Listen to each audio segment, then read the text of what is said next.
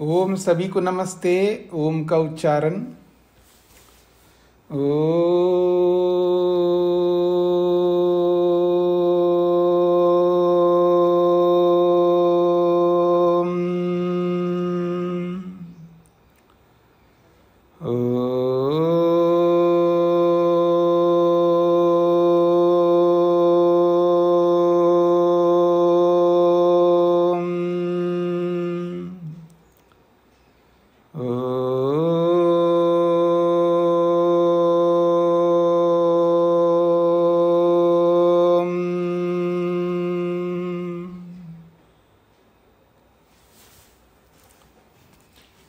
न्याय दर्शन की 248वीं कक्षा। 12 प्रमेयों में अंतिम प्रमेय जो अपवर्ग है, उस अपवर्ग को सिद्ध करके अंत में एक बात कही है, तत्वज्ञान को उत्पन्न करना चाहिए।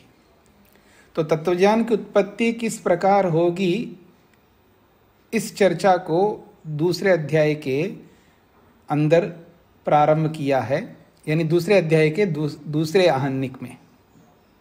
पृष्ठ संख्या 256 पर हमने बहुत सारी बातें पिछले पाठ में जानने का प्रयास किया है। तत्वज्ञान को कैसे उत्पन्न करना है, उसकी प्रक्रिया को यहाँ पर बताया है। इस सारी प्रक्रिया को बता करके 257 पृष्ठ पर बताया जा रहा है, उसका सार के रूप में, उसका एसेंस के रूप में, प्रेत्य भाव फल दुखानि च ज्ञेयानि व्यवस्थापयति। व्यवस्थापयति ये व्यवस्थित करता है। जिज्ञासु, मुमुक्षु जिसको आप कह सकते हैं, ये जो मुमुक्षु है वो ये व्यवस्थापित करता, अर्थात ये निश्चित करता है, सुनिश्चित करता है, अथवा ये कहूँ मैं, वो तत्वज्ञान करता है। प्रेत्य भाव को जानना है मेरे को। जानने योग्य प्रमेय क्या है? प्रेत्य भाव। फल को जानना है तो जानने योग्य फल भी है। दुखानि, और दुख को भी जानना है। तो ये सब के सब ज्ञेयानि, ये सब जानने योग्य प्रमेय है। मुमुक्षु व्यक्ति को ये सब जानने हैं कि पुनर्जन्म क्या है, प्रेत्यभाव क्या है, क्यों होता है, फल क्या होते हैं, दुख क्या होते हैं, ये सब जानने योग्य प्रमेय हैं। और इन प्रमेयों को उत्पन्न कौन करते हैं? तो कहा कर्म च दोषांश्च प्रहेयान। इन कर्मों के कारण से ही तो ये प्रेत्यभाव, फल, दुख उत्पन्न होते हैं, या दोष, कर्म और दोष जो है, इनसे ये सब उत्पन्न होते हैं, ये सारे प्रमेय। तो कर्म और दोष जो है ये प्रहेयान, ये त्याग करने योग्य है, छोड़ने योग्य है। ज्ञेयानि हेयानि, कुछ तो जानने योग्य हैं और कुछ है छोड़ने योग्य है। स्पष्ट हो रहा है जी? और ये कोई नई बात नहीं बताई जा रही है, ये सारी बातें हो चुकी हैं पहले। फिर कहा अपवर्गो अधिगंतव्या, अपवर्ग को जानना चाहिए, मोक्ष को समझना चाहिए। और यही तो समझाया था पीछे, मोक्ष क्या होता है। तो उस मोक्ष को अधिगंतव्या, उसको जानना चाहिए। और जान करके तथा अधिगमोपाय, और उस मोक्ष को प्राप्त करने के उपाय को अपनाना चाहिए।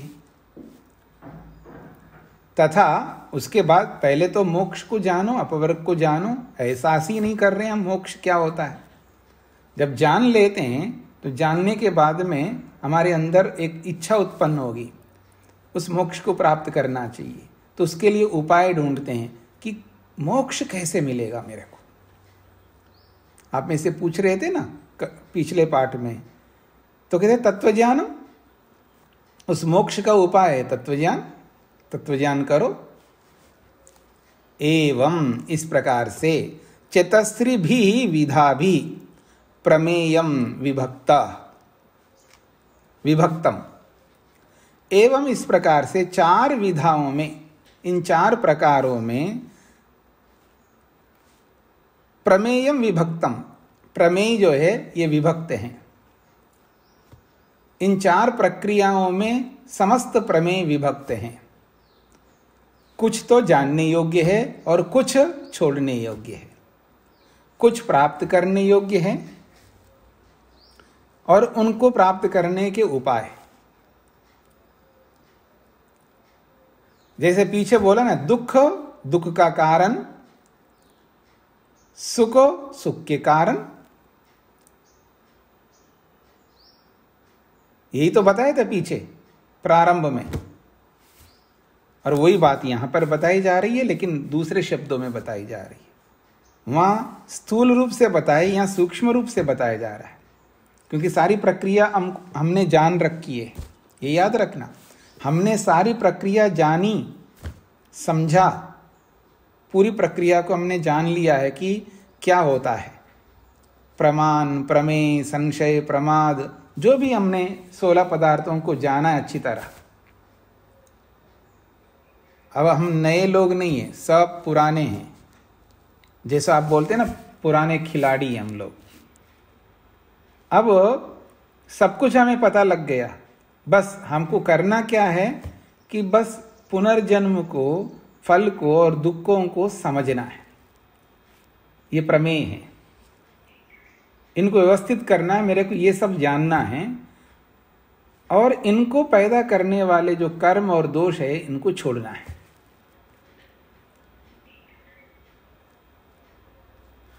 यानी पुनर्जन्म दुखदाई है, फल भी दुखदाई है और दुख भी दुखदाई है, सब दुखदाई है। ये सब जानने हैं और इनको पैदा करने वाले कर्म और दोष है, इनको छोड़ना है।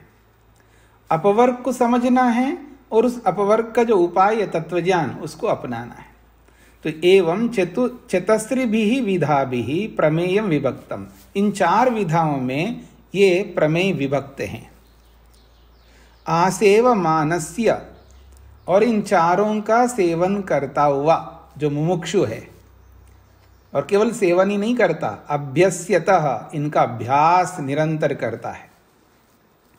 सुना है ना आपने योग में, सतु दीर्घकाल नैरंतर्य सत्कारा सेवितो दृढ़ भूमि।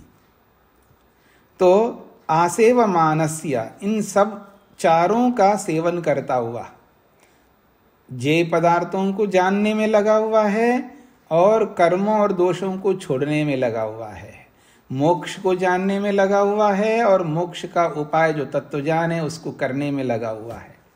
तो एवं आसेव मानस्य, इस प्रकार इन चारों का सेवन करता हुआ, अभ्यस्यतः, और इनका अच्छी तरह अभ्यास करता हुआ, भावेतः, देखिएगा इधर देखिए मेरी ओर थोड़ा सा एक बार। यज्ञ का समय हो गया और यज्ञ प्रारंभ हो गए। ओम विश्वानि देव सवितर दुरितानि परासु यद भद्रम तन्नहासु। हाँ जी, वो जल्दी करना। ओम हिरण्यगर्भ समवर्तत, आगे बस करता जा रहा है। ओम अग्ने स्वाहा, जल्दी बुलाओ ना। ओम सोमाय स्वाहा, ये नहीं चलेगा। भावयतः, भावना पूर्वक करनी है, मन लगा करके करना है, श्रद्धा से करना है, समझ करके करना है। सेवमान, आसेवमानस्य, इनका सेवन करना है, इनका अभ्यास करना है। भावयता, भावना पूर्वक, वेदना पूर्वक करना है। फिर सम्यक दर्शनम, इनका यथार्थ बोध भी करना है। यथाभूत अवबोध तत्वज्ञानम उत्पद्यते। यथाभूत अवबोध, जो वस्तु जैसी है उसका जब बोध होता है तो समझ लेना तत्वज्ञानम उत्पद्यते, उसी से हमारा तत्वज्ञान उत्पन्न होगा, उसके बिना नहीं होगा। एवं च, ऐसा होने पर दोष निमित्तानाम तत्वज्ञानाद अहंकार निवृत्ति ही। बहुत अच्छी बात कही जा रही है, बहुत महत्वपूर्ण बातें कही जा रही है। दोष निमित्तानाम तत्वज्ञानात्, दोष के जो निमित्त है, दोषों को बनाने के जो कारण हैं, उन कारणों के तत्वज्ञान हो जाने से अहंकार निवृत्ति, अहंकार की ही निवृत्ति हो जाएगी, अहंकार ही हट जाएगा, फिर अहम भाव नहीं करेंगे हम। पीछे बताए थे ना अहम कैसे होता है, अहंकार कैसे उत्पन्न होता है, वो पीछे बताया था।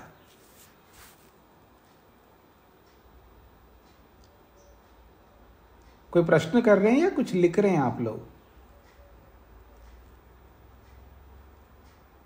ओम ओम स्वामी जी। हाँ जी जी क्षमा चाहूंगा स्वामी जी, मैंने पेज नंबर पूछा था मैसेज में। हाँ जी, बताया 257 पेज नंबर बताए थे ना। जी जी। पीछे पाठ का ही आगे बढ़ना है ना हमको। हाँ, जितना पीछे पाठ हुआ है उसके बाद का जो पेज नंबर है वही तो होगा जी। तो मैं ये कह रहा हूं, दोष निमित्तानाम तत्वज्ञानात्, जिन कारणों से दोष पैदा होते हैं ना, दोषों के जो निमित्त है, दोषों के जो कारण हैं, उन कारणों के संदर्भ में हमें बहुत मिथ्या ज्ञान रहता है। जब वो मिथ्या ज्ञान हट जाता है तो तत्वज्ञान उत्पन्न हो जाएगा। तो दोषों के कारणों के जो तत्वज्ञान है उसके हो जाने से, जिन कारणों से दोष होते हैं उन कारणों के तत्वज्ञान कर लेने से अहंकार निवृत्ति, अहंकार हट जाता है। बस फिर क्या कहे ना, अहंकार हट ही गया है तो तब तो बहुत लाभ ही लाभ है। तो दोष के निमित्तों के तत्वज्ञान होने से अहंकार की निवृत्ति होती है। शरीरादि दुखांतम प्रमेयम दोष निमित्तम, और दोष के कारण कौन है जी? तो शरीरादि दुखांतम प्रमेयम, शरीर से लेकर के दुख पर्यंत जितने भी प्रमेय बताएं पीछे, वो सारे के सारे प्रमेय जो है दोषों को उत्पन्न करते हैं। स्पष्ट हो रहा है जी? ये कहा जा रहा है शरीरादि दुखांतम प्रमेयम, शरीर से लेके दुख पर्यंत जितने प्रमेय पीछे बताए गए हैं वो सारे के सारे प्रमेय जो है दोषों के कारक है, निमित्त है वो, अर्थात दोषों को उत्पन्न करते हैं।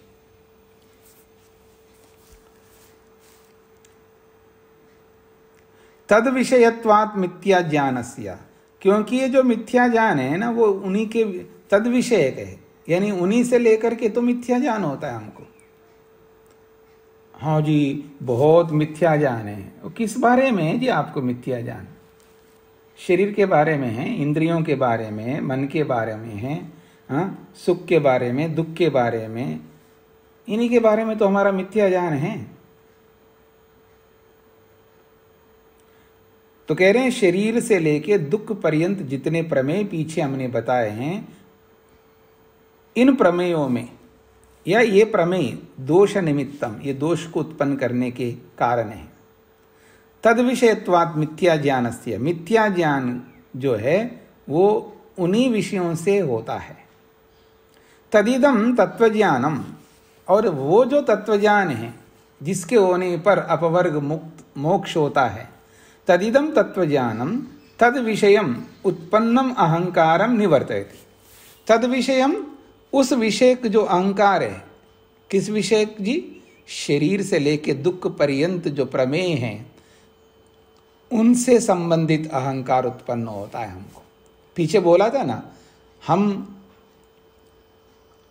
इस दुख सागर से बाहर क्यों नहीं निकल पा रहे हैं? क्योंकि शरीर को अहम मानते हैं, शरीर को आत्मा मानते हैं, इंद्रियों को आत्मा मानते हैं, मन को आत्मा मानते हैं, जो भी हमको दिखता है उन सबको आत्मा मानते हैं। और जो नहीं दिखता है उसको हमने छोड़ दिया है। दिखने वाली जितनी भी चीजें उन सबको हम आत्मा मानते हैं। और मैं मोटे तौर पर अगर बोलूं, सृष्टि को ही आत्मा मानते हैं हम लोग। अब एक एक सृष्टि के एक एक पदार्थ को क्या बताऊं मैं? पूरी सृष्टि को ही हम आत्मा मानते हैं, अर्थात पूरे जड़ संसार को आत्मा मान बैठे हम लोग। यही अहंकार है। तो तद विषयम उत्पन्नम अहंकारम, तो शरीर आदि विषयक जो भी अहंकार है, या तत्वज्ञानम तद विषयम उत्पन्नम अहंकारम निवर्तयति। तो तद विषयम उत्पन्नम अहंकारम, शरीरादि विषयक जो भी अहंकार उत्पन्न होता है हमको, उस अहंकार को ये जो तत्वज्ञान है ये निवर्तयति, हटा देता है। यानी तत्वज्ञान जो है वो मिथ्या ज्ञान को हटाता है। और अहंकार क्या है? मिथ्या ज्ञान ही तो है। तो तत्वज्ञान जो है उस विषयक जो भी अहंकार उत्पन्न होता है, शरीर आदि को ध्यान में रख कर के जितना भी हमारे मन के अंदर अहंकार उत्पन्न होता है, उस सारे अहंकार को ये तत्वज्ञान जो है निवर्तयति, हटा देता है। समान विषय तयोर विरोधात्, समान विषय, एक ही विषय में वो दोनों नहीं रह सकते, दोनों में से एक रहेगा। मिथ्या ज्ञान रहेगा तो तत्वज्ञान नहीं रह सकता, तत्वज्ञान रहेगा तो मिथ्या ज्ञान नहीं रह सकता। आप लोग बोलते हैं ना, एक मियान में दो तलवार नहीं आ सकते, यही तो बोलते हैं, एक मियान में दो तलवार नहीं आ सकते। थोड़ा सा हंसा दूं, इधर आओ ना, वो इधर आती नहीं है क्योंकि वो सांस है वहां पर, और जब सांस निकल जाएगी तो बहू आ जाएगी।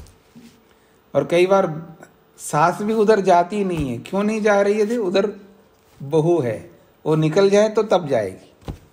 वो वाली स्थिति है। जिन दोनों के बीच में झगड़ा चलता है ना, उसकी बात कर रहा हूं मैं।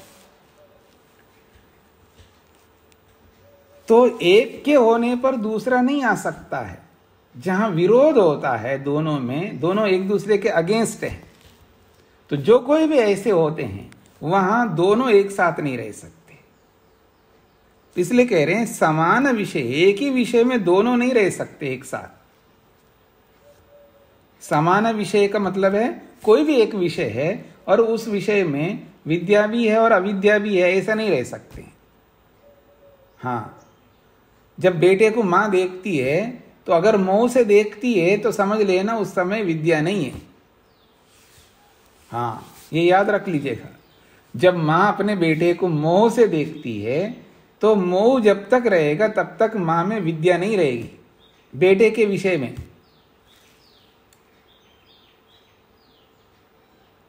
और जब वो विद्या से देखती है तब मोह नहीं रहेगा। कुछ समझ में आया जी आप लोगों को जो मैं कहना चाह रहा हूं? पता नहीं क्या समझ में आया है। जब मोह से देखेंगी ना मां तो पूरा व्यवहार बदल जाएगा मां का, कुछ और ही व्यवहार करेगी बेटे से। और जब विद्या से देखेगी ना बेटे को तो बिल्कुल अलग ढंग से व्यवहार करेगी, क्योंकि अविद्या अलग प्रकार की प्रवृत्ति को उत्पन्न करती है और विद्या अलग प्रकार की प्रवृत्ति को उत्पन्न करती है।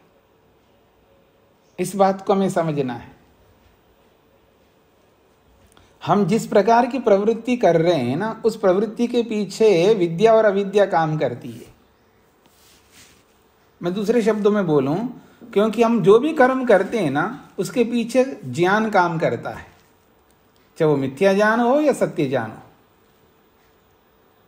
क्योंकि प्रवृत्ति कर्म ज्ञान पूर्वक होता है। यदि ज्ञान अच्छा है तो अच्छा कर्म होगा, यदि ज्ञान ही खराब है तो समझ लेना कर्म ही खराब होगा।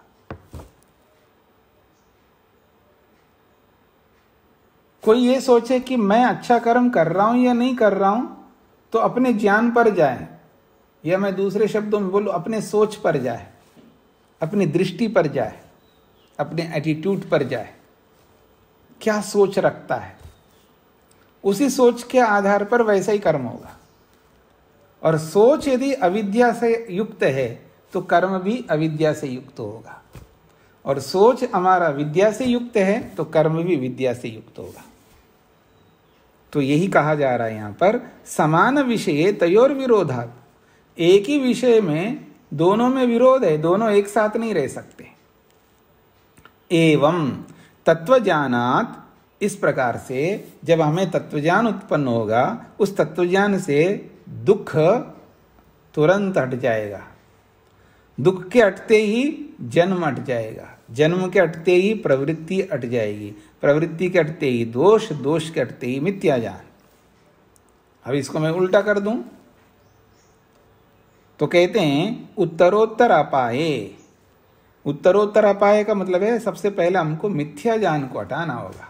वास्तविकता ये है, मिथ्या ज्ञान हटेगा तो दोष हटेंगे। मिथ्या ज्ञान हटने का मतलब है ये जो अहंकार है, ये अहंकार हट जाए तो दोष हट जाएंगे, अर्थात फिर हम राग नहीं करेंगे, न हम मोह करेंगे और न द्वेष करेंगे। और जब तत्वज्ञान हो गए तो मिथ्या ज्ञान हट गया, मिथ्या ज्ञान हट गए तो दोष हटेंगे, यानी राग द्वेष मोह हटेंगे। जब राग द्वेष मोह ही हटेंगे तो फिर तो प्रवृत्ति हट जाएगी, हमारी क्रिया ही नहीं होगी, हम कर्म करना बंद कर देंगे। और प्रवृत्ति के हटते ही जन्म नहीं होगा, और जन्म नहीं हो रहा है तो दुख नहीं होगा आत्मा को। और जब दुख ही नहीं हो रहा है तो समझ लेना अपवर्ग है। इति, इस प्रकार से सच अयम शास्त्रार्थ संग्रह अनुद्यते, वह ये जो शास्त्र में ये जो सारा संग्रह किया हमने, ये सारी बातें जो बताए हैं, ये अनुद्यते, केवल हम अनुवाद कर रहे हैं। इसका विधान तो पहले हम कर चुके हैं।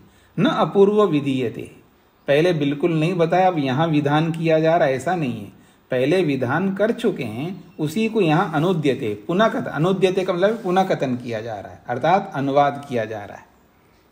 यहाँ कोई नया विधान नहीं कर रहे हम लोग। सच अयम शास्त्रार्थ संग्रह, शास्त्र में जो अर्थ संग्रहित किए गए हैं, इस शास्त्र के अंदर, न्याय शास्त्र में जितने अर्थ संग्रहित करके बताए गए हैं, उन्हीं को हमने यहाँ पर दोबारा अनुद्यते, दोहराया है। न अपूर्व विधीयते, ये कोई नया विधान हम यहाँ नहीं बता रहे हैं आपको, पहले बता चुके हैं, उसी को बस केवल हमने यहाँ संक्षेप से दोहराया है, ये कहना चाह रहे हैं। स्पष्ट हो गया? अब कहते हैं प्रसंख्यान अनुपूर्वी च खलु। प्रसंख्यान अनुपूर्वी कहते हैं, प्रसंख्यान कहते हैं ज्ञान को जी, और अनुपूर्वी कहते हैं क्रम को। तो प्रसंख्यान अनुपूर्वी ही तु खलु, यानी ज्ञान क्रम का बोध करने के लिए। प्रसंख्यान अनुपूर्वी का मतलब है जो तत्वज्ञान है ना, तत्वज्ञान करने का जो क्रम है, उस क्रम को यहाँ पर विधिवत बताया जा रहा है कि हमें तत्वज्ञान कैसे उत्पन्न होगा। अब कमर कस लीजिएगा कि हम कहते कोई उपाय बताओ, इतना बता दिए, उसके बाद भी आप लोग जब बोलते हैं ना कि और कैसे तत्वज्ञान उत्पन्न होगा, हाँ? अब सारा शास्त्र पढ़ लिया हमने तत्वज्ञान को उत्पन्न करने का, क्योंकि आगे तो जो बोला जाएगा वो तो लड़ाई दिखाएंगे, आगे तो लड़ाई दिखाएंगे, वाद बताएंगे कि कैसे लड़ते हैं लोग। सारा शास्त्र सुना दिया जी, जो बताना था बता दिया। अब आगे जो हम पढ़ेंगे ना, आगे 5वां अध्याय, वो तो बस केवल लड़ना बताएगा कि कैसे लड़ा जाता है, एक दूसरे को कैसे हराया जाता है, कैसे लड़ा जाता है, कैसे छल किया जाता है, कैसे जाति का प्रयोग किया जाता है, कैसे निग्रह स्थान में व्यक्ति जाता है, वाद कैसे किया जाता है, ये सारी बातें आगे बताएंगे। सारे सिद्धांत, सारी विधियां और सब बातें बता चुके हैं। तो अब कह रहे हैं ज्ञान क्रम बोधनार्थम, यानी प्रसंख्यान अनुपूर्वी का मतलब है जो तत्वज्ञान है, इस तत्वज्ञान को उत्पन्न करने का जो क्रम है वो कैसा होता है, उसके लिए अब बताया जा रहा है। दोष निमित्तम रूपादयो विषयाः संकल्पकृताः। दोष निमित्तम, दोष के जो कारण हैं, ये जो राग द्वेष मोह जो भी हमारे अंदर पैदा हो रहे हैं, तो दोष के जो कारण है वो कौन है? रूपादयो विषया, ये रूपादि जो विषय है यही दोष के कारण है। अब इन रूपादि विषयों में, यानी रूपादि विषयों के प्रति जो दोष हमारे उत्पन्न हो रहे हैं वो क्यों हो रहे हैं? क्योंकि रूपादि विषयों को हमने गलत जाना है। संकल्पकृताः, मिथ्या संकल्पों के कारण से। ये जो संकल्प है हमारी, जो क्या कहना चाहिए, जो संस्कार है हमारे अंदर, जो हमने संकल्प कर रखे है ना, रूप रस गंध स्पर्श आदि के विषय में हमने मिथ्या संकल्प कर रखे। कुछ पकड़ में आ रहा है?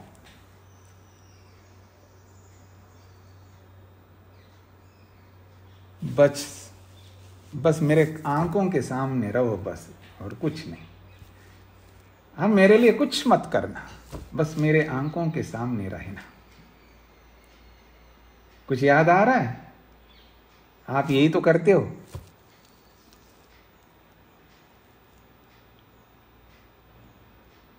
अब मान लो विशेष रूप से मैं कहूं, क्योंकि आप सब लोग निवृत्तिवादी हैं, यानी निवृत्त होने वाले हैं। मान लो आप में से कोई छोड़ के जाना चाहेंगे, तो उनके साथी जो भी होंगे, चाहे वो पति हो या पत्नी हो, और वो जब नहीं चाहते हैं, तो उनकी चाह रहती क्या, बस देखो जी, आप हमारे लिए कुछ मत करना, बस केवल हमारे आंखों के सामने रहो बस। ये चाहता है व्यक्ति, ये चाह है व्यक्ति की। ये जो चाह रखता है ऐसा, ये है मिथ्या संकल्प। ये जो सोच है व्यक्ति का, इस तरह का जो सोच रखता है, यही मिथ्या संकल्प है। ऐसी मतलब ऐसा सोच, ऐसे संकल्प ढेरों रहते हैं हमारे मन के अंदर। तो रूपादयो विषया दोष निमित्तम, ये रूपादि जो विषय हैं ये सब दोष के कारण हैं, और इन विषयों में मिथ्या संकल्प रहता है, इसलिए हमको ये सारे के सारे दोष पैदा होते हैं। दोष के कारण रूपादि विषय हैं, और रूपादि विषयों में संकल्प मिथ्या होते हैं। तो संकल्पकृता, ये ऐसा हो क्यों रहा है? मिथ्या संकल्पों के कारण से ये दोष उत्पन्न होते हैं रूपादि विषयों में। अब देखिएगा, काम विषया इंद्रियार्था इति रूपादया उच्यन्ते। काम विषया, काम विषय वाले हैं कौन? इंद्रियार्था रूपादया, इंद्रियों के जो अर्थ है, रूप रस गंध स्पर्श शब्द आदि, ये जो विषय है, ये काम विषया, कामना को, वासनाओं को उत्पन्न करने वाले हैं। काम का मतलब है इच्छा, काम का मतलब यहां पर है इच्छा, इच्छा विषय वाले हैं। तो ये रूपादि जो विषय है, ये इच्छाओं को पैदा करते हैं, इसलिए काम विषया इंद्रियार्था, इंद्रियों के जो अर्थ है, कौन है वो अर्थ? रूपादयः, रूपादि के रूप में कहे जाते हैं। और ये इंद्रियों के रूपादि रूप जो अर्थ है, ये काम विषया, ये कामनाओं को, इच्छाओं को उत्पन्न करते हैं, तृष्णाओं को उत्पन्न करते हैं, वासनाओं को उत्पन्न करते हैं। क्यों ऐसा कर रहे हैं ये? क्योंकि ते मिथ्या संकल्प्यमानाः, ये मिथ्या संकल्पों के कारण से ऐसा होता है, गलत सोच के कारण से ऐसा होता है। मिथ्या संकल्प्यमाना, इन मिथ्या संकल्पों के कारण से राग द्वेष मोहान प्रवर्तयन्ते, फिर ये जो है राग द्वेष और मोह को उत्पन्न करते रहते हैं। कौन? ये रूपादि विषय, क्योंकि इन रूपादि विषयों में मिथ्या संकल्प बनाए हुए हैं। रूपादि का मतलब केवल रूप रस गंध स्पर्श शब्द इतना ही मत समझना। यही तो मैं कहना चाह रहा था, जो सामने जब पति है या पत्नी है या बेटा है या बेटी है या जो भी है, या वो धन है या वो कुछ भी हो हमारे सामने, जड़ और चेतन वस्तु, ये सब रूपादय विषय ही है। याद रखना, ये सब रूपादि विषय हैं, इन्हीं को लेकर के तो ये दोष उत्पन्न होते हैं। समझ रहे मेरे? रूप रस गंध स्पर्श का मतलब आप क्या समझ रहे हैं? क्या है वो रूप रस गंध आदि स्पर्श? कुछ समझ रहे मेरी बात को? वो यही है जो पति के रूप में है, पत्नी के रूप में है, ये धन के रूप में है, ये जो भी हमारे सामने हैं यही रूपादि विषय हैं, इनसे अतिरिक्त और कोई रूपादि विषय नहीं होते हैं। आप समझ, हाँ जी मेरे को तो कलर में तो कोई है नहीं है, मैं तो बचा हुआ हूँ। कोई ये सोचे मेरे को कलर में कोई राग नहीं है, द्वेष नहीं है, मोह नहीं है, मेरे को कोई मिथ्या मिथ्या मतलब अविद्या मेरे को, कलर्स में तो मैं कोई, हाँ ठीक है, मैं कोई कलर्स में कोई मिथ्या ज्ञान नहीं रखता। अपने आप को बचाने की चेष्टाओं में ऐसा रहता है आदमी, कमाल का आदमी है। ठीक है जी, रूप जी क्या कहना चाह रहे? स्वामी जी ये रूप आदि का मतलब तो यही है ना कि अविद्या, अस्मिता, राग, द्वेष ये सभी इसी में ही आ गए। नहीं, आप इधर उधर मत जाइए। अविद्या, राग, अस्मिता ये तो अविद्या हो गई।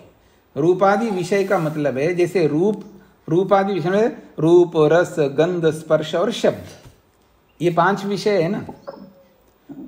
इन 5 विषयों के कारण से दोष उत्पन्न होते हैं। तो कोई ये ना समझे कि रूप, रस, गंध आदि, तो रूप तो एक कलर है, कलर को ही तो रूप कहते हैं हम। हाँ मेरे को कलर्स में तो कोई मिथ्या ज्ञान नहीं है, ऐसा कोई सोच के चले तो ऐसा ना सोचे। ये रूप का मतलब है, ये रूप कौन सा रूप? हाँ पति का रूप, धन का रूप, हाँ ऐसे और भी जो भी वस्तु हैं जिनमें हम राग कर रहे हैं उनमें वो रूप बैठा हुआ है, उनमें वो रस बैठा हुआ है, उनमें वो गंध बैठा हुआ है, सब उन्हीं में बैठे हुए हैं। यही तो द्रव्य हैं, इन्हीं के ये विषय हैं। तो ये सब 5 विषय हैं जिनमें हम अविद्या रखते हैं, ये मैं कहना चाह रहा हूं। जिस पर भी आप उंगली रखो, जिस पर भी, वही रूप, रस, गंध आदि विषय है, याद रखना। ये मैं कहना चाह रहा हूं। ये केवल अलग कोई रूप, रस, गंध, स्पर्श शब्द कोई अलग तो रहते नहीं है। वो रहते कहां पर है? इन्हीं में तो रहते हैं। मेरी बात पकड़ में आ रही है आप लोगों को? तो ये जो वस्तुएं हैं ना, चाहे वो जड़ वस्तुएं हैं या चेतन वस्तुएं, इन्हीं में तो है ये रूप आदि विषय, और इन्हीं में तो हमको दोष उत्पन्न हो रहे हैं। तो ये मैं कहना चाह रहा हूं। तो कह रहे हैं काम विषय इंद्रियार्थ रूपादय उच्यन्ते। इच्छा विषय वाले, कामना विषय वाले इंद्रियों के जो अर्थ है, जो रूप आदि, वो कहे जाते हैं। ते मिथ्या संकल्प्यमाना, वे मिथ्या संकल्पित होते हुए राग द्वेष मोहान प्रवर्तयन्ति, राग द्वेष मोह को उत्पन्न करते हैं। ते कौन? रूपादि। मिथ्या संकल्प्यमाना, उनके बारे में गलत सोच रखते हुए हम लोग उन रूपादि विषयों में मिथ्या संकल्प रखते हुए राग द्वेष मोह को उत्पन्न करते हम लोग। इसलिए ये रूपादि विषय मिथ्या संकल्पों से युक्त होने के कारण से यही विषय राग द्वेष मोह को उत्पन्न करते हैं। ये इसका अर्थ है।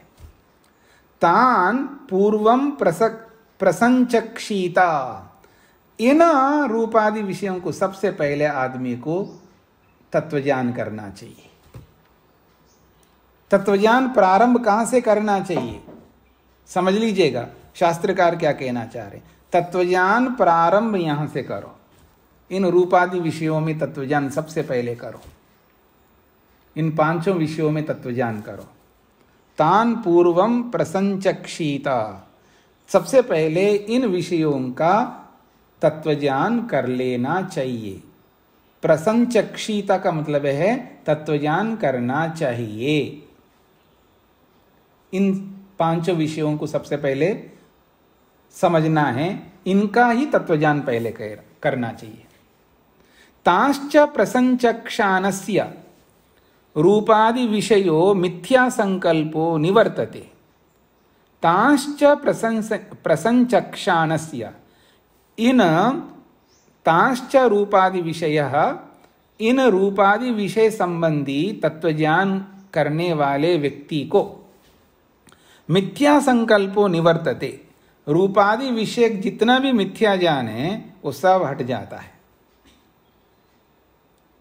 जब इनमें हम इनको समझने लगते हैं, हम इन रूपादि विषयों को समझने लगते हैं, तब इनमें स्थित जो मिथ्या संकल्प है वो बिल्कुल अट जाता है। अब कैसे समझने लगते हैं, यही तो हमको करना है। हाँ जी, अब रूपादि विषय कौन है? तो मैंने बोला है पति है, पत्नी है, बेटा है, बेटी है, ठीक है, या जो कोई भी वस्तु है, ये सब रूपादि विषय है। और इन विषयों में जो मिथ्या संकल्प हमको होता है, हाँ, इन विषयों के बारे में जो मिथ्या संकल्प का मतलब है गलत सोच हमने पैदा किया है, इसको हटाना है। कैसे हटाएं इनको? एक उदाहरण दूं। जिसको मैं बेटा मान रहा हूं, वास्तव में ये बेटा है क्या? हाँ, बाप बेटा तो है, मैंने ही पैदा किया है। हाँ, पैदा किया है। वास्तव में आप देखेंगे तो वास्तव में आपने पता नहीं कितने पैदा किया होगा। आपने पिछले जन्म में भी पैदा किया, वो भी तो बेटा था आपका। नहीं पैदा किया क्या? पिछले जन्म में भी पैदा किया था। वो बेटा नहीं है क्या? उसको याद करते हो? याद नहीं करता, क्योंकि वो है ही नहीं है। तो समझ लेना ये होते हुए भी नहीं है। समझ लेना ये होते हुए भी नहीं है। इस तरह हम अपने सोच को धीरे धीरे बदल सकते हैं। ऐसे कैसे मानूं जी, ये कोई भला, ये क्या बाबा जी पढ़ा रहे हमको? बाद में आपको यही सोच आएगा जो मैं बताना चाह रहा हूं। ये क्या पढ़ा रहे बाबा जी, अपने बेटे को होते हुए भी नहीं है, कैसे समझ सकती हूं मैं? माँ सोच रही है। समझना पड़ेगा जी, ये समझना पड़ेगा। वो बताएंगे आगे कैसे समझना है, ये भी बताएंगे। ये मैं अपनी ओर से कुछ नहीं बता रहा हूं, मैं आपको याद रखना, मैं कोई बात आपको अपनी ओर से नहीं बता रहा हूं। इसके पीछे सब शास्त्र की बातें हैं, थोड़ा सा पहले से बता रहा हूं, बस इतना है। आपको थोड़ा सा पहले से बता रहा हूं। तो वो जो बेटा है या पति है या पत्नी है या जो भी है, जिसमें हमारा सोच गलत बना हुआ है, जिसको लेकर के, वो सब भ्रम हटाना है। और हटाने का एक प्रक्रिया बता रहा हूं मैं आपको। तो वो प्रक्रिया यही है, आगे भी बताएंगे। तो तभी जाकर के ताश्च प्रसंचक्षानस्य, उन विषयों के तत्वज्ञान करने वाले व्यक्ति को रूपादि विषयो मिथ्या संकल्पा, रूपादि विषय जो भी मिथ्या सोच संकल्प है, वो सारा का सारा संकल्प निवर्तते, हट जाता है। तन निवृत्तो, उसके हट जाने पर अध्यात्मम शरीरादि प्रसंचक्षीता, जब रूपादि विषय का मिथ्याज्ञान हट जाए तब अध्यात्म में आ जाना है। पहले बाहर हटा दो, फिर उसके बाद अध्यात्म में आ जाओ। बाहर हटाए बिना अध्यात्म में आप कुछ नहीं कर पाएंगे। पहले बाहर ठीक करो, फिर उसके बाद अंदर ठीक करो। ये एक नियम है, एक प्रक्रिया है। आपने वो योग के 8 अंग सुना है ना, पढ़ा भी होगा।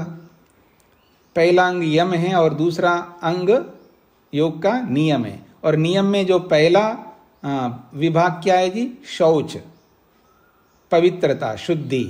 और वो जो शुद्धि 2 प्रकार की बताई है, आपको भी पता है, एक अंदर की और एक बाहर की। और हम अंदर की अशुद्धि करने में लगे हुए, बाहर की अशुद्धि किया नहीं आपने। पहले बाहर की अशुद्धि को मिटाए नहीं, फिर अंदर की शुद्धि करने में लगे हुए। पॉसिबल नहीं है, याद रखना, ये पॉसिबल नहीं है। पहले बाहर की अशुद्धि को हटाओ। बाहर की अशुद्धि हम हटा नहीं रहे और अंदर की अशुद्धि को हटाने में लगे हुए। बाहर नीट एंड क्लीन है ही नहीं है।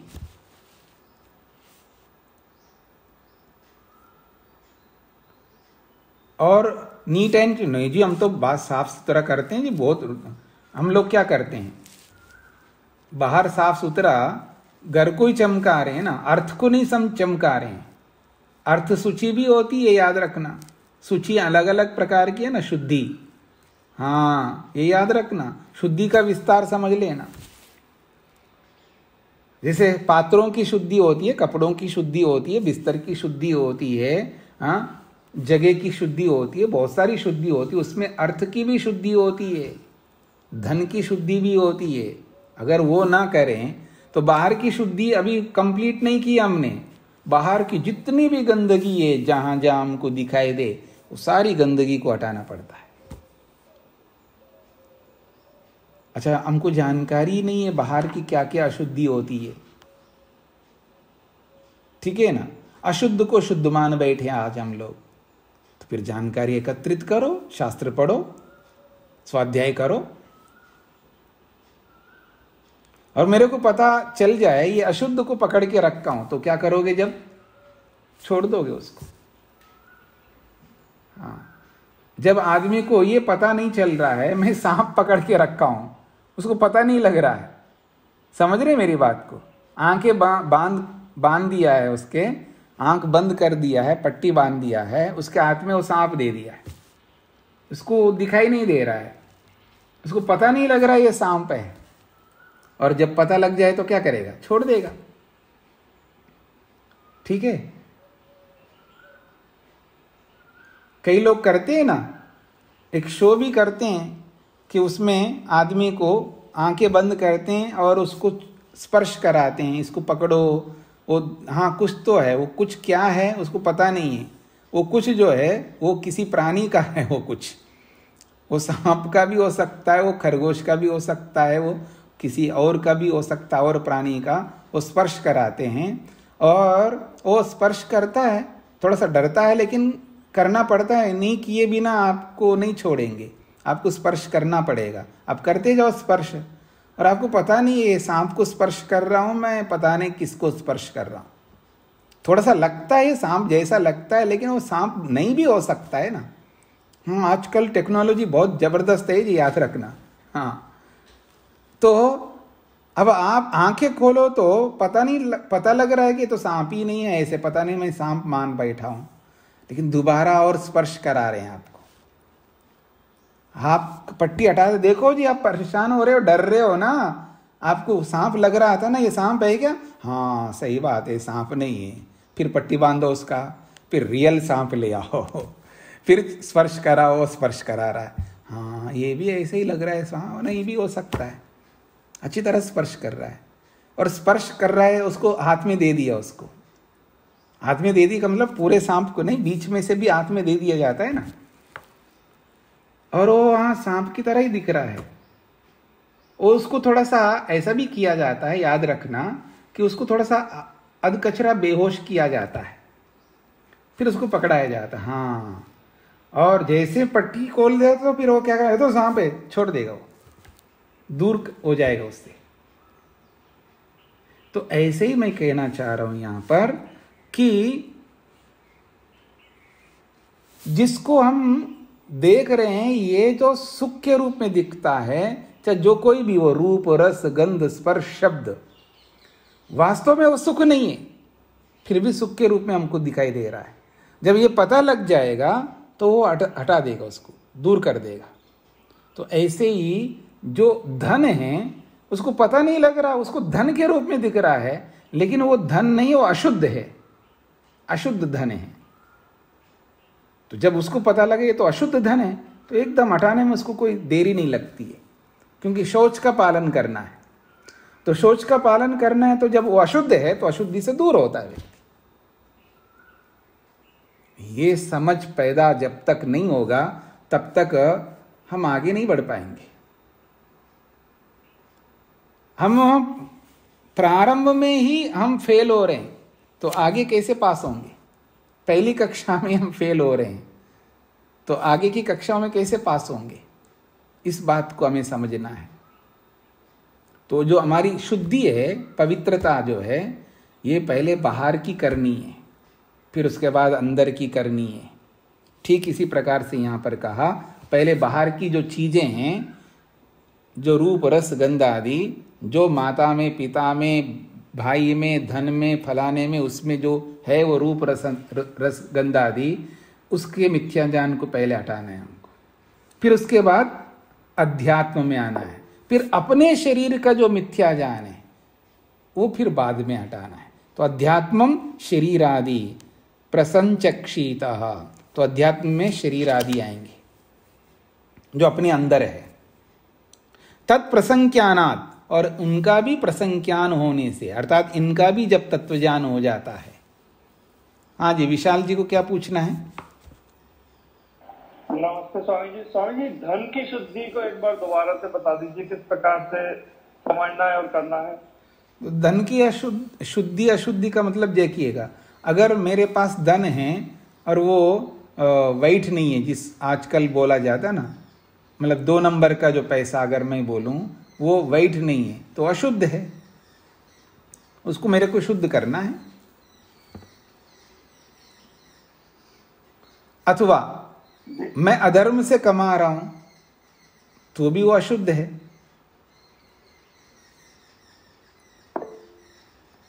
दोनों एक ही बात है, वैसे तो दोनों एक ही बात है।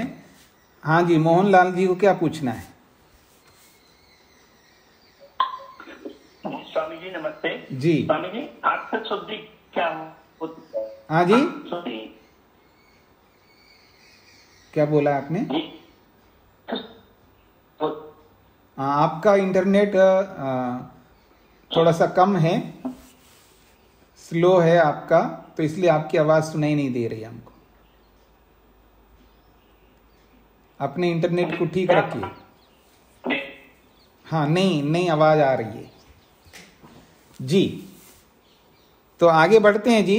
तत्प्रसंज्ञानात्, शरीर आदि से संबंधित जो भी मिथ्या ज्ञान है उसको भी हमने दूर किया है, और उनके बारे में तत्वज्ञान हो जाने से तत्प्रसंज्ञानात्, शरीर आदि तत्वों के जो आध्यात्मिक पदार्थ हमारे पास में हैं, शरीर है, मन है, इंद्रियां आदि, इनके बारे में तत्वज्ञान हो जाने से अध्यात्म विषयो अहंकार निवर्तते, और आध्यात्मिक विषय अहंकार भी हट जाता है।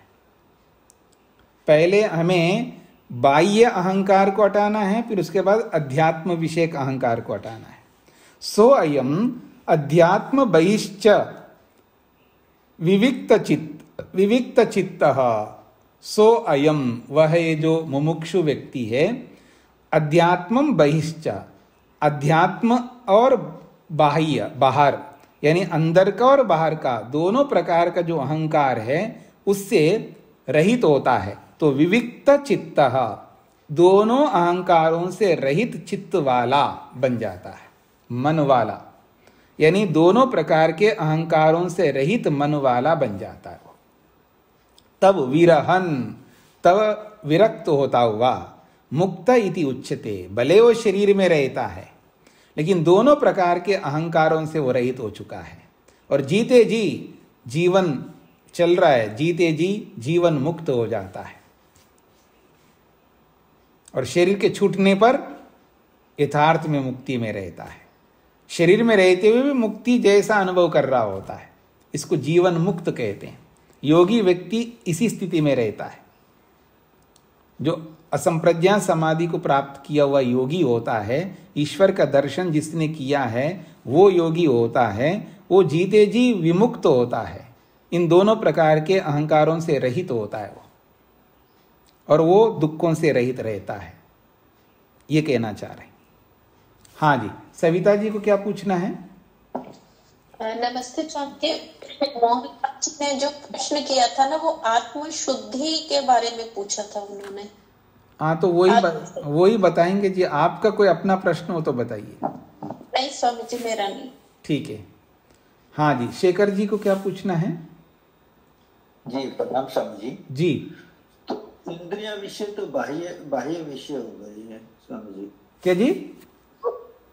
इंद्रिया विषयों को तो हम बाह्य विषय कह रहे हैं। हाँ, इंद्रियों के जो विषय है, रूप, रस, गंध, स्पर्श, शब्द। जी जी, आध्यात्मिक विषय में शरीर, मन, बुद्धि और इवन इंद्रियां भी आ जाती है। हाँ जी, इंद्रियां भी अध्यात्म। अध्यात्म का मतलब होता है शरीर संबंधी। शरीर संबंधी को, शरीर के साथ जो संबंध है वो अध्यात्म कहलाता है, और शरीर से जो बाहर है वो बाह्य कहलाता है।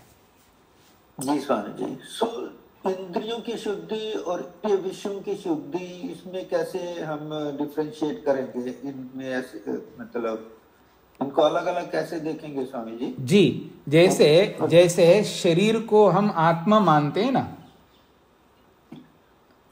जी जड़ शरीर को आत्मा मान रहे, ऐसे जड़ इंद्रिय को भी आत्मा मान रहे। जैसे मन को भी आत्मा मानते हैं, जैसे अस्मिता दोष जो है वो क्या है? अस्मिता दोष जैसे अविद्या, अस्मिता, राग, द्वेष और अभिनिवेश, इनमें से जो अस्मिता दोष है वो क्या चीज है? अस्मिता, आत्मा को और मन को एक मानना ही तो अस्मिता है। ऐसे ही इंद्रिय को भी आत्मा मानते हम लोग। तो पीछे बताया था ना कि हर विषय में हमको अहंकार होता है, यानी मिथ्या ज्ञान होता है। वो क्या है? वो मिथ्या ज्ञान, हर विषय को हम आत्मा मानते हैं। जितने भी बाह्य विषय है, यानी आपातता मोटे तौर पर मैं मोबाइल को आत्मा नहीं मानता हूं, पर वास्तव में इसको आत्मा मानता हूं। स्पष्ट हो रहा है जी? ये हमको समझना है। तो ऐसे ही शरीर को भी आत्मा मानते हैं, इंद्रियों को भी आत्मा मानते हैं, मन को भी आत्मा मानते हैं, अहंकार को भी आत्मा मानते, बुद्धि को भी आत्मा मानते। इतना ही नहीं, ये जो भावनाएं होती है ना, जो फीलिंग्स, उनको भी हम आत्मा मानते। हर चीज पीछे यही बताए ना, शरीर, इंद्रिय, मन, वेदना, इन सबको हम अहम मानते, इन सबको आत्मा मानते। ये हमारा अहंकार है, यही अविद्या है हमारी। इसको हमें समझना है सूक्ष्मता से। तो पहले बाहर के विषयों को समझना, फिर अध्यात्म को समझना, और दोनों को समझ लेने से व्यक्ति दोनों से विमुक्त हो जाता है, दोनों का वो तत्वज्ञान कर लेता है, और दोनों से संबंधित जो भी ज्ञान रहता है, हमारा तत्वज्ञान रहता है, फिर दोनों से संबंधित कोई दुख नहीं होता है। तो फिर ना पुत्र को लेकर के उसको दुख होता है, ना पत्नी को लेकर के, ना पति को लेकर के, ना धन को लेकर के, किसी को लेकर के नहीं होता। और उनके साथ चिपका भी नहीं रहता है, याद रखना। जब जैसी स्थिति आती है तुरंत उसका त्याग, बस। सोचता बिल्कुल नहीं है। तत्वज्ञान है। तत्वज्ञान जब होता है तो समझ लेना ये ऐसा ही होता है जैसे फुंसी होती है ना, फुंसी, फोड़ा जो भी आप बोलते हैं, उसमें जब कुछ ऐसा पीप पता नहीं क्या कुछ भरता है, उसको जब हटाना होता है, आपको परेशानी थोड़ी होती है, आप हटाते हो उसको। परेशानी का मतलब कोई दुख नहीं हो रहा है, मान लो उससे आपको दर्द नहीं हो रहा है, और वो हटाने योग्य, वो विषय है, हानिकारक है, उसको हटाने में कोई समस्या नहीं होती, आप तुरंत हटाते रहते। केला खाते हो ना, उसका जो छिलका हटाते हो ना, आपको दुख होता है क्या? कोई दुख नहीं होता है केले के छिलके को हटाने में। और आजकल जो है ना, पहले तो हम एप्पल को ऐसे खाते थे, ऐसे धो लिया और खा लिया, और अब ऐसा डर लगता है कि ऐसे धो के नहीं खा सकते साहब, क्योंकि पता नहीं कितनी दवाइयाँ डालते हैं आजकल। तो हम क्या करते हैं, उसको गर्म पानी से धोते हैं, और आजकल फलों को धोने का भी यंत्र आ गया। समझ में आ रहा है क्या? फल, सब्जियां, ये सब उसमें डाल देते हैं, और वो घूमता रहता है, इसके बाद धुल जाता है, जो भी है, फिर उसको हम करते हैं। और जिसके पास वो यंत्र नहीं होता, वो हम लोग क्या करते हो, गर्म पानी से धोते हैं, और उसके बाद भी छिलका हटा देते हैं। तो उसको हटाने में भी हमको कष्ट नहीं होता है। हटाने योग्य को हटाने में कोई दुख नहीं होता है। लेकिन तत्वज्ञान होने पर ऐसा होता है। हमको है ना तत्वज्ञान, फल के बारे में, सब्जी के बारे में।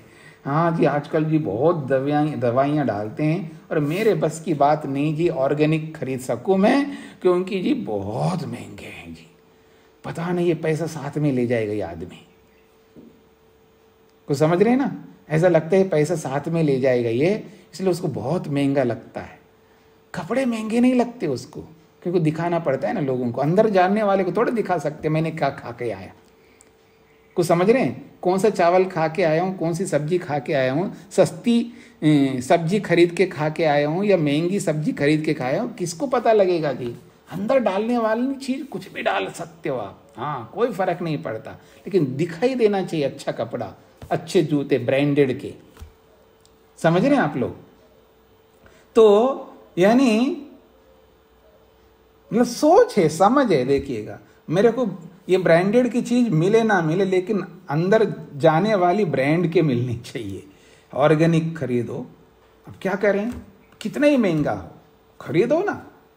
नहीं जी बैंक बैलेंस खराब समाप्त हो जाए, होने दो, मेहनत कर लेना और क्या होगा। पर अंदर डालने वाली चीज अच्छी डालो। खैर, तो जब वो तत्वज्ञान होता है तो हटाने में कोई दिक्कत नहीं होती उसको। तो वो पैसा हो, चाहे वो धन मतलब सोना हो, चांदी हो, या संबंध हो, जमीन हो, कुछ भी है, आसानी से देने में उसको कोई भी परेशानी नहीं होती है, क्योंकि उसको त्याग यानी तत्वज्ञान में त्याग, दो बातें होती है जी तत्वज्ञान में। तत्वज्ञान में जो त्याग करने वाली चीज को त्याग करता है और पकड़ने वाली चीज को पकड़ता है, इसी को तो वैराग्य कहते हैं। वैराग्य से वो आदमी डरता है जिसको वैराग्य की परिभाषा नहीं पता है। वैराग्य में दुख को त्याग किया जाता है, याद रखना।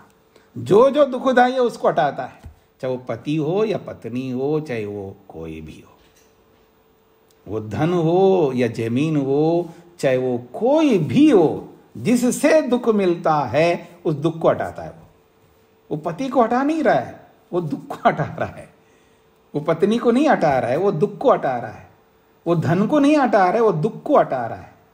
तो जिससे दुख मिलता है उसको हटाता है और जिससे सुख मिलता है उसको पकड़ता है। यह है वैराग्य।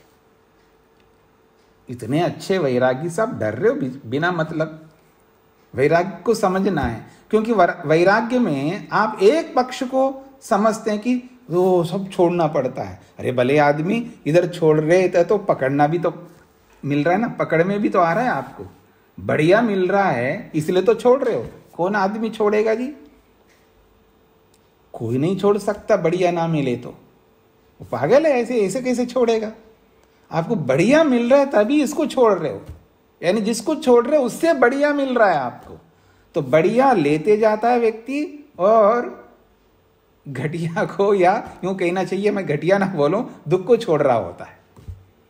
सुख मिल रहा है उससे, हाँ याद रखना, यानी जिनसे हम सुख ले रहे हैं उससे ज्यादा सुख देने वाले मिल गए, तो अब क्या करें? ये स्वाभाविक है। जहां भी बेहतर मिलता है व्यक्ति को, जहां बेटर मिलता है, तो उसको त्याग करेगा ही करेगा। ये स्वाभाविकता है। तो वैराग्य में यही होता है कि दुख को त्याग करता जाता है, जिससे दुख मिलता है उसको छोड़ता जाता है। दूसरों को लगता है ये माँ बाप को छोड़ रहा है, ये धन को छोड़ रहा है, ये सारे संबंधों को छोड़ रहा है, ये सब छोड़ रहा है, ये कैसा आदमी है, पागल आदमी है। उसको तो पागल दिखता है वो, लेकिन वो जो छोड़ रहा है वो दुखों को छोड़ रहा है, और इसलिए छोड़ रहा है उनको सुख मिल रहा है। और ये जो ऐसा चल रहा है ये न्यायपूर्वक हो रहा है, कोई अन्याय नहीं हो रहा है। यहां पर आप किसको अन्याय मान रहे हो? ईश्वर की आज्ञा का पालन चल रहा है। यहां पर ईश्वर का आदेश है, ऐसा ही करो। मेरी बात को समझने का प्रयत्न करना, ये ईश्वर का आदेश है, और ईश्वर के आदेश को आप गलत कैसे ठहरा सकते हो? बिल्कुल नहीं। ईश्वर का आदेश है, ऐसे करने के लिए ईश्वर आदेश करता है। ऐसा ही करना पड़ेगा हमको, और जिस दिन ऐसा करेंगे ना उसी दिन आप समझ लेना हम सही रास्ते में चल रहे हैं। और ऐसा ही ऋषि ने किया है, महर्षि स्वामी दयानंद ने, और ऐसा ही सारे ऋषियों ने किया है, और ऐसा ही हमें करना होगा। और जिस दिन ऐसा करने लगेंगे तो समझ लेना उस दिन हम सही रास्ते पे ठीक चल रहे हैं, आगे बढ़ते जा रहे हैं। कभी ऐसा तो नहीं गलत पंक्ति में खड़े हों, बाद में पता चलेगा यहाँ तो टिकट ही नहीं मिलता। कई बार ऐसा होता नहीं होता है, खड़े खड़े खड़े खड़े पता लगता है कि यहां से नहीं मिलने वाला है। कभी ऐसी स्थिति ना आ जाए, तो सही ढंग से खड़े रहो। अब कहाँ खड़े हम वो समझ करके खड़े रहो। हाँ जी, जय नारायण जी, हाँ बोलिए जी। सुंदर स्वामी जी एक शेखर जी एक थोड़ा रुकिएगा। हाँ जय नारायण जी बोलिए। विविक्त चित्त का क्या? विविक्त चित्त का मतलब है, चित्त का कहते हैं मन को, और विविक्त का मतलब है अध्यात्म और बही दो बातें बताया। रूप आदि जो विषय हो बाह्य विषय, और अध्यात्म जो है शरीर मन इंद्रिय आदि, इन दोनों के बारे में विरक्त हुए मन का, इन दोनों प्रकार के चीजों से जो विरक्त हुआ मन है, ऐसे मन वाले व्यक्ति का या व्यक्ति को। अच्छा जी जी, इन दोनों चीजों से विरक्ति को, वैराग्य को प्राप्त किए व्यक्ति को मुक्ति मिलती है, वो मुक्त कहलाता है, क्योंकि वो विरहन, वो विरक्त हुआ है। ठीक है जी हाँ शेखर जी। जी स्वामी जी। जी ये बहुत ही अच्छा मतलब विवेचन है आपके जी। जो हमारा बाह्य विषयों में मिथ्या ज्ञान है, जो अध्यात्म विषयों में मिथ्या ज्ञान है, तो उसकी सूक्ष्मता में आप जाएं तो बहुत ही अच्छा रहेगा। हाँ जी, अगर आगे सूत्र यही है, उसकी सूक्ष्मता में ही जाया जाएगा। आगे जो सूत्र दिया जा रहा है ना, इसे बिल्कुल पूरा आंखें खोल दिया है कि किस तरह हमको सूक्ष्मता में जाना है, और ये हर व्यक्ति को करना होगा। ऐसा ये प्रक्रिया बताया जा रहा है। इस प्रक्रिया के बिना तत्वज्ञान नहीं होने का है। आज करो या कल करो या जिस दिन भी करो, ऐसे ही करना होगा। ये प्रक्रिया है, ऋषियों की यही प्रक्रिया है। इस प्रक्रिया से हमको चलना होगा। वहां इस प्रक्रिया को किए बिना हम वहां तक नहीं पहुंच सकते। ये यहां प्रक्रिया बताई गई है, तो इस प्रक्रिया को हम कल समझेंगे जी। बिल्कुल इसको सूक्ष्मता से समझना ही है हमको। धन्यवाद। हाँ नीलम जी को क्या पूछना है?